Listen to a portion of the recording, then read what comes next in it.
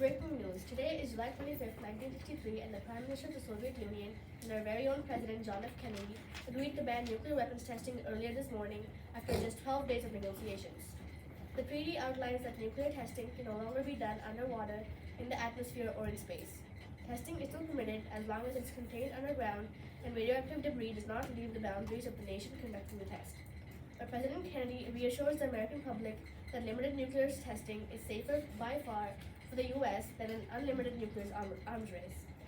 Like this treaty that has the potential to end the Cold War, how else has President JFK dealt with leading the United States against the evil that is communism? To answer this question, we have a political analysis expert that might provide some more insight on the treaty. To start off, the Bay of Pigs invasion just over 2 years ago on April 17 was a failed military landing operation on the southwestern coast of Cuba. How does this failure attribute back to JFK's dealings with communism? That's such a good question.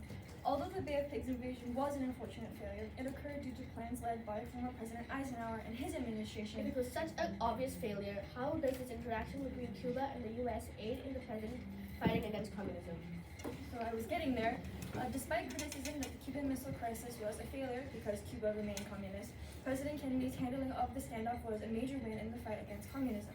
By forcing the Soviet Union to pull its nuclear missiles out of Cuba, Kennedy sent a clear message: the U.S. would not tolerate communist expansion in the Western Hemisphere. The crisis restored America's credibility, strengthened global containment efforts, and shifted the Cold War toward diplomacy over direct conflict. In short, Kennedy proved the U.S. could stand up to communism without starting a nuclear war. Speaking of the influence of communism, let's talk about Germany. I'm sure you and the rest of America knows that the Berlin Wall was built on August 13, 1961, due to the Prime Minister of the Soviet Union disagreeing with the U.S. sending aid to Western Germany. It was built to prevent anti-communist citizens of East Berlin from escaping to the West, by going as far as shooting people dead when they attempted to escape. What steps is the President taking to combat this aggressive approach against democratic support? So President Kennedy has played a crucial role in shaping U.S. policy toward the Berlin Wall and Soviet communism in East Germany. His approach balanced firm rhetoric, strategic military support, and symbolic gestures of solidarity with West Berliners, reinforcing America's commitment to containing communism in Europe. While condemning the Berlin Wall and Soviet influence, Kennedy prioritized containment over direct military action, bolstering NATO and increasing aid to strengthen the democratic bloc. Kennedy's response to the crisis combines strategic restraint with powerful symbolism. Through speeches, troop reinforcements, and a clear ideological stance, he framed the struggle as democracy versus communism. The Ich bin ein Berliner speech he delivered a month ago is a defining moment, solidifying U.S. moral leadership in the ideological battle against the Soviet Union.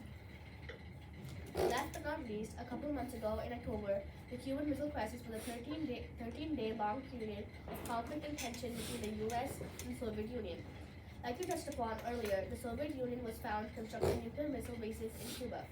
While it was built in response to the creation of U.S. bases in Turkey, the Soviet Union's implementation of these bases was a direct threat to citizens of America and propagated the development of communism too close to home. After extensive consultation with its foreign policy and military advisors, Kennedy blockaded Cuba on October 22, 1962. The two sides stood on the brink of nuclear war, but Khrushchev capitulated 6 days later, and the missiles were dismantled. In return, Kennedy disbanded our own missile sites in Turkey. How did this conflict alleviate tensions between the communist Soviet Union and our nation's great democracy? Additionally, how did this alleviation lead into the development of today's pivotal nuclear weapons ban?